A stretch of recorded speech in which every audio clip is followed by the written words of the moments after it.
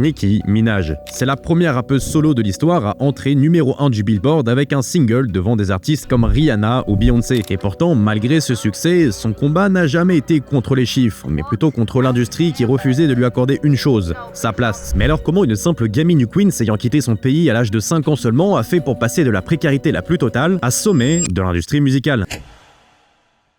Eh bien en vrai, tout commence le 8 décembre 1982 à Port d'Espagne, capitale de Trinité et Tobago, une petite île aux côtes du Venezuela, là où une certaine Onika Tania Maraj va voir le jour. Malheureusement pour elle, dès le départ, ça va être un peu compliqué. Elle vit dans la précarité, sa mère multiplie les boulots pour subvenir aux besoins de ses 4 enfants, et à l'âge de 5 ans seulement, ses parents vont même quitter le foyer pour s'installer à New York. Pendant une période, Nicki va donc vivre chez ses grands-parents avec ses frères et sœurs, mais rapidement elle va quitter son île pour rejoindre ses parents à New York, plus précisément dans le Queens. Là-bas, malgré ce qu'elle aurait pu penser, ça va pas vraiment être le rêve américain, elle va vivre dans la précarité avec un père violent, addict aux drogues et à l'alcool, qui tentera même d'incendier leur appartement volontairement. Heureusement pour Nicki, à ce moment-là, elle était pas à la maison, sa mère l'ayant envoyée chez un voisin parce qu'elle sentait le truc venir. Au final, elle n'aura rien, mais dans tout cet incendie, elle perdra ses jouets et ses vêtements. D'ailleurs, rien à voir, mais je te prends juste 30 secondes pour te rappeler de t'abonner, d'aimer la vidéo, vraiment ça soutient de ouf mon travail, et en plus de ça, on approche des 15 000 abonnés, ce serait cool de les faire avant la fin de l'année. Voilà, ça y est, je t'embête pas plus, on peut reprendre la vidéo. Bref, très clairement, tu captes que c'est pas le meilleur des mondes pour grandir sainement, mais malgré tout, Nicki va beaucoup compenser ce train de vie compliqué avec ses plus grands atouts, sa créativité et son imagination. Ouais, depuis tout petit, elle a un attrait pour la création et l'artistique, que ce soit le chant, le théâtre ou même la création de différents alter-ego, elle se réfugie énormément dans ses pensées, ce qui lui permet d'esquiver la réalité assez triste dans laquelle elle grandit. Avec la fantaisie pour réalité comme elle le confiera plus tard et surtout comme on le verra à l'avenir dans ses clips et visuels très particuliers, Nicki va commencer à petit développer un intérêt pour une discipline artistique bien particulière, le rap. Et ouais, mine de rien, à cet âge-là, donc vers ses 12 ans à peu près, Nicki elle assiste à tout l'essor du rap des années 90 aux États-Unis. Et même si on veut être plus précis, du regain en puissance de New York à partir de 1993 avec le Wu-Tang ou même Nas qui vient du même quartier qu'elle. Motivée aussi par le fait de ne dépendre d'aucun homme comme sa mère a pu l'être, elle va enchaîner les petits boulots avant d'essayer de rejoindre une école, la Guardia High School, une célèbre école de spectacle. Mais pas de chance pour elle, le jour où elle va passer les auditions de chant, elle aura un problème de voix, ce qui fera tout capoter au final. Bon, en vrai, elle ne ressort pas non plus totalement bredouille, elle intégrera le cursus théâtral, ce qui est pas si mal mine de rien. D'ailleurs, ça va même beaucoup lui plaire puisqu'elle va passer 4 ans dans ce cursus dans l'idée de devenir comédienne. Clairement, elle a un besoin et une volonté de se mettre en avant et d'exister. Mais malgré ses efforts et son talent dans l'acting, ça va pas vraiment fonctionner pour elle. Et à terme de 4 ans d'études, elle va seulement jouer dans une seule pièce de théâtre à New York et c'est tout. Ouais, clairement, c'est la douche froide pour Nicki qui se rend compte qu'elle aura sûrement pas un avenir là-dedans, ce qui va pas mal lui miner le moral, faut être honnête. En plus de ça, sur cette période, elle va aussi tomber enceinte et avorter, une étape compliquée pour elle puisque clairement c'était pas dans ses plans d'avoir un gosse, et désormais un peu plus confrontée à la réalité, Nicki va se retrouver à devoir enchaîner les petits boulots pour survivre, puisque du haut de ses 19 ans maintenant, elle doit commencer à s'assumer elle-même. Elle va d'abord commencer à travailler en tant que serveuse, elle va se faire virer de certains boulots à cause de son tempérament et de son caractère, enfin bref, clairement elle a du mal avec l'autorité, et ça va lui porter préjudice. En revanche, heureusement pour elle, dans cette période de galère un peu intense, elle va rencontrer quelqu'un, un certain Safari Samuel, et ce mec c'est pas n'importe qui, puisque c'est un rappeur. Et ouais, comme tu le sais, Nicki, elle a toujours kiffé le rap, en plus de connaître l'essor de celui-ci et de vivre dans la ville du rap avec un grand R. Et le fait de sortir avec ce gars, ça va la remotiver à poursuivre une autre voie artistique qu'elle avait délaissée jusqu'à présent, le rap. Et je précise bien le rap parce que c'est important. À une époque où les rappeuses en tant que telles étaient déjà pas hyper mises en avant et populaires, Nicki voulait absolument se faire sa place en tant que telle, et non pas en tant que chanteuse, ce qui est différent. Là où pas mal de femmes étaient souvent invitées pour combler un refrain, apporter de la mélodie et un peu de sensualité aux musiques des différents rappeurs masculins, les rappeuses pures et dures étaient un peu plus rares. Pas inexistantes certes, mais beaucoup plus rares. Forcément, ce genre de challenge qui sort des sentiers battus, d'outsideuse, ça va plaire à Nicki qui clairement a le tempérament et la personnalité pour relever des défis de cette envergure, et à partir du début des années 2000, elle va commencer à écrire ses premiers textes. D'abord, elle va un peu galérer à se faire sa place, elle va enchaîner les freestyles à droite à gauche sans trop grandes opportunités, mais de plus en plus, elle emmagasine de l'expérience et surtout de l'expérience sur scène puisqu'elle va pas mal backer le groupe de son petit copain du nom de The Hood Star. Bref, en vrai, elle commence à gagner de l'XP, elle écrit de mieux en mieux, elle rencontre des gens, etc.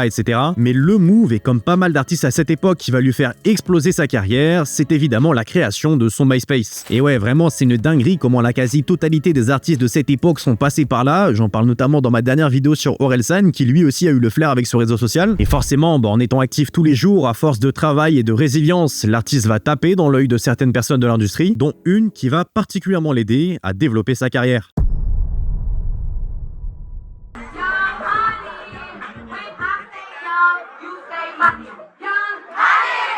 On est donc en 2006 et Nicki, toujours dans sa carrière de rappeuse en développement, va rencontrer quelqu'un qui, grâce à MySpace, va lui filer un joli coup de patte, un certain Fendi. Ce Fendi, c'est un producteur, patron du label Dirty Money Records, il est assez plug avec toute l'industrie de New York et même du rap de manière générale, et il va décider de signer Nicki sur son label. D'ailleurs, tu feras gaffe, mais depuis tout à l'heure, je l'appelle Nicki, et non pas Nicki Minaj, puisque son premier nom de scène, c'était Nicki Minaj, en référence à son vrai nom du coup. Elle se renommera Nicki Minaj, en référence à Minaj, un terme utilisé pour parler des plans à 3, etc., parce que tu connais, Nicki Minaj, elle fait du sale, machin. Ouais, l'idée est un peu farfelue, mais tu connais, ça passe. Bref, Nicki Minaj va commencer à s'entourer davantage, elle va même rencontrer une certaine Debra Anthony, qui deviendra sa manageuse, qui n'est personne d'autre que la mère d'un certain Waka Flocka Flame. Voilà, tu fais ce que tu veux de cette info, je la trouvais drôle. Mais le premier move qui va vraiment la faire connaître du grand public, et plus précisément à l'industrie, c'est la sortie du DVD de Come Up. Alors tu vas me dire, en quoi un DVD de con là, ça va l'aider à booster sa carrière? Et bien en fait, c'était un truc qui était plutôt populaire à l'époque, mais qui se fait plus du tout aujourd'hui, qui s'appelle les street DVD. Et en gros, c'est un peu une forme de reportage avec dans celui-ci plusieurs rappeurs dont on suit le quotidien. Et évidemment, il y aura Nicki dedans qui va lâcher un sacré freestyle.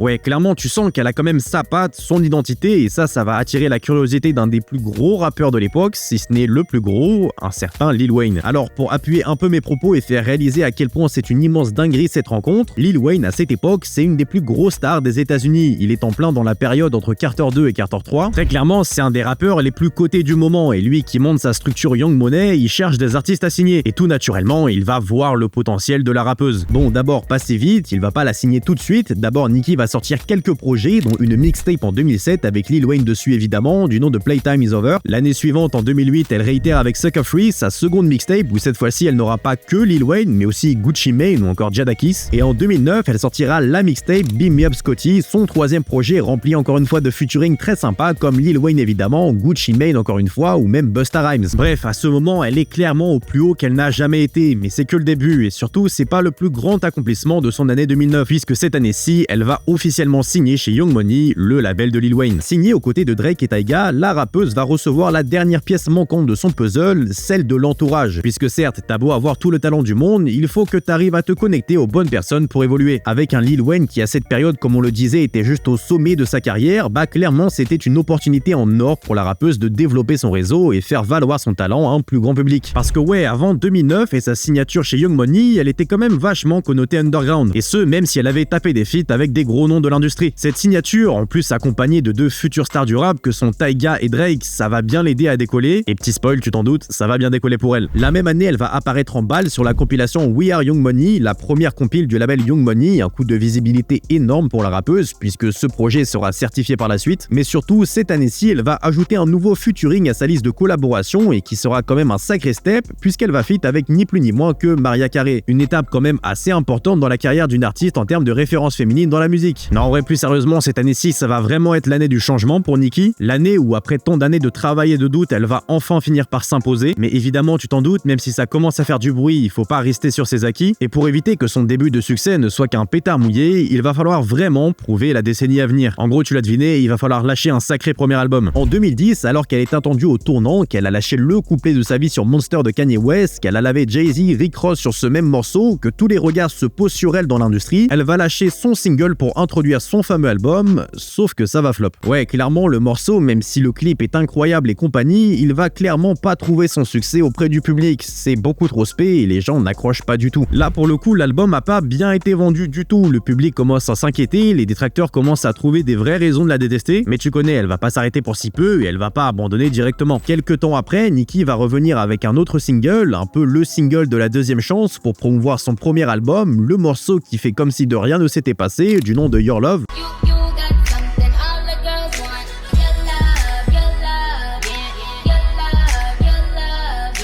Bon, lui, il va beaucoup mieux fonctionner, Nicki va atteindre la 14e place du Billboard avec celui-ci, et là pourra enfin sortir son premier album, Pink Friday, paru le 22 novembre 2010. Cet album, si on devait le résumer en une phrase, c'est évidemment impossible qu'il puisse flop. Que ce soit sur la qualité de production, la qualité à rapper de Nicki, la direction artistique ou encore les invités, clairement il n'y avait pas un monde où cet album pouvait pas rencontrer un succès dantesque pour un premier album. Évidemment bien ficelé par Young Money et tous les moyens qui ont été mis en place pour assurer cette réussite, on retrouve des beatmakers comme Swizz Beatz ou encore Bangladesh sur le projet, clairement parmi les meilleurs de leur génération. L'esthétique rose, alternative, hyper flashy et marginale, c'est du jamais vu, faut être honnête. Il y a une identité hyper forte qui caractérise tout l'univers de la rappeuse, et clairement quand tu penses Nicki Minaj, tu penses rose. La liste des invités pour un premier album, faut juste s'asseoir et applaudir. On parle quand même de Eminem, Rihanna, Drake ou encore Kanye. Pour le coup, prendre un premier album avec autant de noms, c'est pas donné à tout le monde, il faut le reconnaître. Et in fine, avec tous ces gros arguments, l'album va être certifié 3 fois platine, ce qui est juste quasi impensable. Nicki va complètement casser les scores et sera la première femme à avoir 7 morceaux dans le Billboard 100. Clairement, faut réaliser à quel point c'est une anomalie dans l'industrie à cette époque. Déjà, une rappeuse, ça court pas tous les coins de rue, mais alors une rappeuse qui s'assoit à la table des gros noms de l'industrie, ça encore moins. Et même si certes, le succès a aussi été favorisé par un côté plus pop accessible, puisque Nicki chante aussi pas mal dessus, faut rappeler que ça reste quand même une rappeuse, qu'elle a quand même quelques sons où ça découpe dessus et qu'il faut pas lui enlever ça. Bref, très clairement, cette année-ci, Nicki Minaj a imposé sa patte dans l'industrie. Elle est désormais respectée et admirée par un public très large, notamment par un public qui de base n'est pas trop représenté dans le rap. C'est le cas notamment de la communauté LGBT, qui n'est pas forcément beaucoup représentée dans le rap, mais qui trouve avec Nicki et son style assez alternatif une forme de figure de ressemblance avec leur identité, ce qui est plutôt cool. Sur cette période d'ailleurs, la rappeuse trinidadienne va plaire à globalement tout le monde, pas qu'à la commu LGBT, puisqu'on va la voir de partout, tout le monde veut croquer un peu du buzz de la rappeuse en l'invitant à droite à gauche, que ce soit en effectuant la première partie de toute la tournée de Britney Spears en 2011, en collaborant avec David Guetta, Florida, à une époque où le style électro était en pétard de fou, ou encore en étant présent sur Take Care de Drake. Clairement, à cette période, entre 2010 et 2012, la rappeuse marche sur l'eau. Sans compter non plus les dizaines de prix de tout un tas de cérémonies que je peux même pas citer parce que ce serait trop long, mais après avoir passé 2 bonnes années à donner le meilleur d'elle-même et à être apparue là où elle le devait, clairement, il va être temps pour elle une fois de plus de confirmer sa place avec un second album qui mettra encore la barre plus haute. Et ouais, évidemment, le plus dur, c'est pas d'arriver au top, mais c'est d'y rester, et là, Nicki se retrouve confrontée au fameux mur du second album, celui où tout le monde t'attendra au tournant, surtout quand on a déjà sorti un qui a bien fonctionné. Le challenge va être de taille, et le 3 avril 2012, après moins de 2 ans d'absence, Nicki Minaj revient avec son fameux deuxième album, Pink Friday Roman Reloaded. Initialement prévu pour la Saint-Valentin, ce projet rencontrera un gros succès pour les auditeurs de rap, mais surtout pour les auditeurs de pop. Une stratégie évidemment bien calculée par Young Money et la rappeuse, histoire de toucher un public plus large et de mieux assurer son succès, d'autant plus que Nicki avait vraiment tout pour réussir au-delà du rap. Cet album, ça va vraiment être une confirmation pour la rappeuse de New York, avec dessus des morceaux hyper caractéristiques d'une époque que tu connais forcément.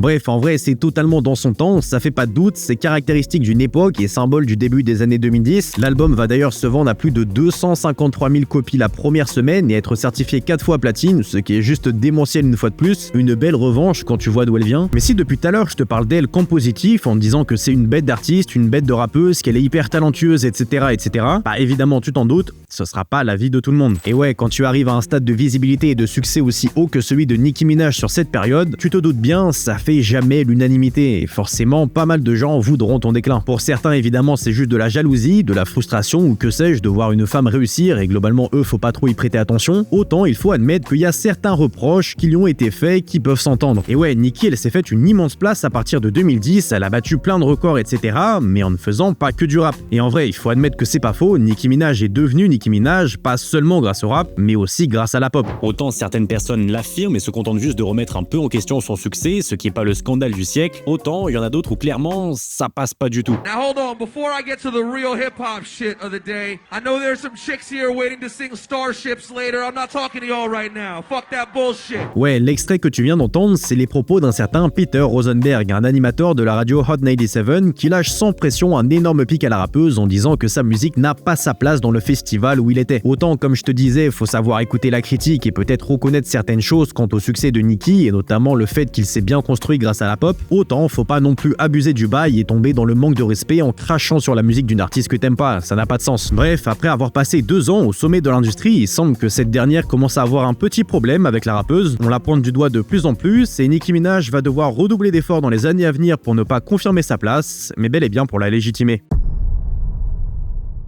Smoking apples after On est donc en 2014, et à cette période dans la carrière de Nicki, c'est pas le plus simple. Alors certes, ça fonctionne bien niveau stream et compagnie, elle obtient des prix, des certifications en veux-tu en voilà, mais derrière les rideaux ou même parfois devant, ça se passe pas toujours très bien. Déjà, comme tu le sais peut-être, elle emmagasine les embrouilles avec pas mal de personnes de l'industrie, que ce soit Mariah Carey, Lil Kim ou encore le fameux Peter Rosenberg, elle a des embrouilles avec pas mal de gens, en même temps normal vu son tempérament. Ces embrouilles sont parfois alimentées par les fameux reproches qu'on lui faisait, notamment sur le fait qu'elle ne fasse que de la pop, etc. Mais la cerise sur le gâteau qui viendra encore plus aggraver cette situation, c'est la séparation avec son copain. Et ouais, tu l'as peut-être zappé, mais le fameux Safari Samuel dont on parlait au début, depuis tout ce temps, ils étaient encore ensemble et ça faisait 12 ans mine de rien. Et malheureusement, cette année-ci, ils vont rompre, ce qui va être une étape assez difficile pour Nicki. Désormais, un peu seule face au monde avec tous ses problèmes et compagnie, la rappeuse va puiser dans cette détresse qu'elle montre peut-être pas au grand public pour écrire son prochain projet, The Pink Print, son 3e album qui lui se vaudra beaucoup plus introspectif. Introduit par le single Only en featuring avec Chris Brown, Drake et Lil Wayne, on va pour la première fois entendre la rappeuse parler de sujets assez deep dont elle n'a jamais parlé auparavant et qui clairement font froid dans le dos pour certains. Par exemple, sur le morceau All Things Go, qui est l'intro du projet, on entend parler de l'assassinat de son cousin en 2011, pour qui elle émet beaucoup de regrets en se disant qu'elle aurait pu être là pour lui à ce moment. On va l'entendre parler de maternité et notamment de son avortement qu'elle a fait à l'âge de 19 ans, une étape compliquée qui lui est restée dans un coin de sa tête tout au long de sa vie. Mais au milieu de toute cette intimité et cette introspection, Nicki Minaj va nous sortir le morceau qui va faire un raz-de-marée, j'ai cité Anaconda.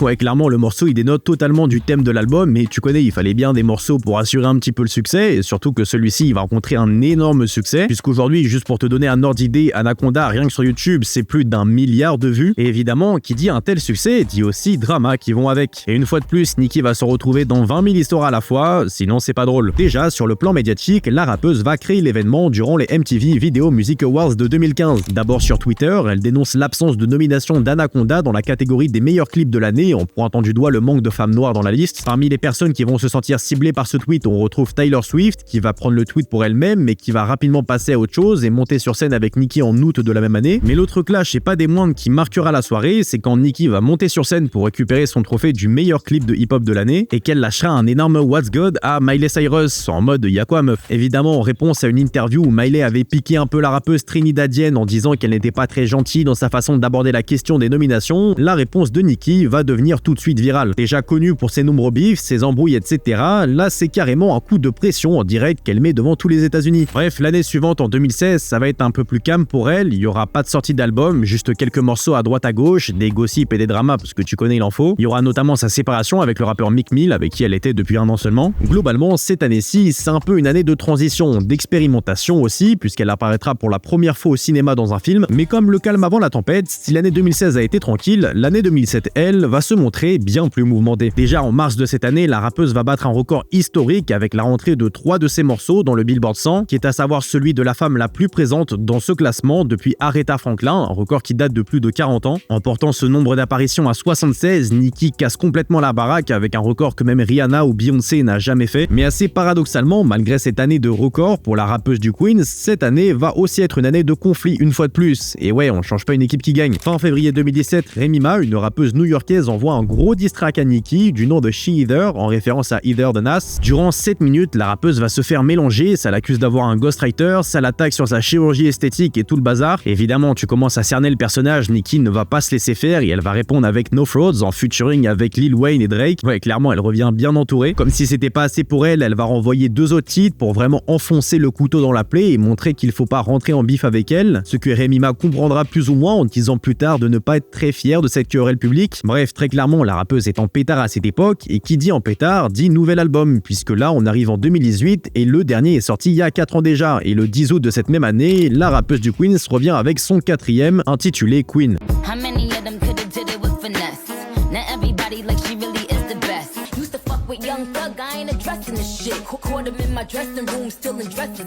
Porté par des morceaux comme Chun-Li ou Barbie Dreamers que tu viens d'entendre, clairement on a sur cet album une Nicki Minaj haute en couleur, qui répond totalement à son statut de Queen comme le titre de son album le laisse prétendre. Hissé à la 2e place du Billboard dès sa sortie, l'album va rencontrer un gros succès commercial, mais évidemment cette place de dauphine ne va pas plaire à Nicki, qui va forcément aller embrouiller le premier, à savoir Travis, sur cette période. Ouais, forcément Nicki sans drama, c'est pas Nicki, et mécontente de cette 2e position qu'elle juge injuste, elle va allumer Travis Travis en disant que c'est parce qu'il vendait du merch, parce qu'il était en couple avec Kylie Jenner, tout ça. Mais si ce bif fera un peu de bruit et sera juste perçu comme une embrouille de plus dans la carrière de Nicki, bah clairement c'est loin d'être la plus grosse embrouille de sa carrière, ni même la plus grosse embrouille de son année, puisqu'à cette période, elle va aussi commencer à s'embrouiller avec une certaine Cardi B. La rappeuse qui commençait à faire du bruit depuis un petit moment déjà et qui était vendue comme la nouvelle Nicki Minaj entre guillemets, va comme pas mal de monde s'embrouiller avec elle. Mais cette fois-ci, ce sera plus sérieux. Lors d'une soirée de gala de 2018, les deux rappeuses qui étaient présentes et qui s'étaient déjà foutues un peu dessus sur les réseaux vont se croiser et ça va vite dégénérer. Cardi a tenté de s'en prendre à Nicki en lui jetant même une chaussure après que celle-ci aurait critiqué sa mère, chose que Nicki défendra partiellement plus tard à la radio, mais le mal était fait. Toute la couverture médiatique autour de cette embrouille s'est emballée. Si jusqu'à présent toutes ces embrouilles n'ont jamais eu une envergure de dingue et qu'à chaque fois ça a fini par se calmer, cette fois-ci avec Cardi ça va quand même être un peu plus big, surtout qu'en plus cette année en 2019 elle recevra un Grammys pour le meilleur album hip-hop de l'année, chose que Nicki n'a jamais reçu de sa carrière. Bref, clairement Nicki va en prendre un coup à cette époque, elle va clairement en prendre pour sa poire et petit à petit elle va commencer à moins s'afficher publiquement jusqu'à même annoncer la fin de sa carrière en 2019. Ouais, clairement c'est une nouvelle page qui se tourne pour elle à l'aube de la nouvelle décennie. En même temps elle est plus si jeune que ça, donc forcément au bout d'un moment, il faut savoir évoluer.